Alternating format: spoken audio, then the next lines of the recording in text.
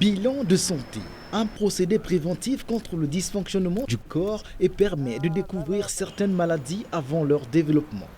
Cette précaution est moins considérée par certains Congolais qui d'ailleurs préfèrent attendre les signes extérieurs de la maladie avant de consulter un médecin.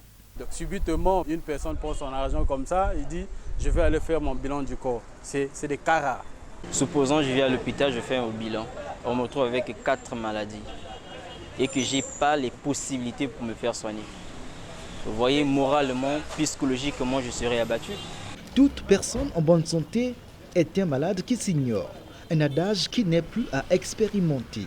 Si j'étais malade, je n'allais pas me déplacer parce que je vis à Ngamakoso. Là, je suis en ville. C'est un signe qui prouve que je suis vraiment en bonne santé.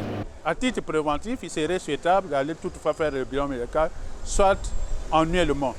Jocelyne Patricia Nombo a 29 ans. Elle travaille comme secrétaire dans une administration.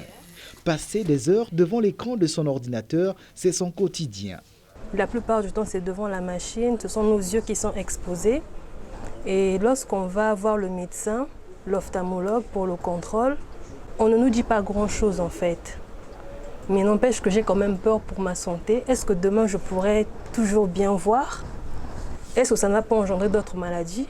Même ceux qui reviennent des cliniques ne profitent pas de faire un check-up au-delà des examens prescrits. Certaines personnes sont des malades qui se négligent et c'est à partir du bilan qu'on peut détecter certaines maladies qui ne sont pas encore cliniquement décelées. Quand une maladie est connue tôt, on donne la possibilité aux médecins de réaliser une bonne prise en charge. Et l'une des voies préventives sûres est le bilan de santé.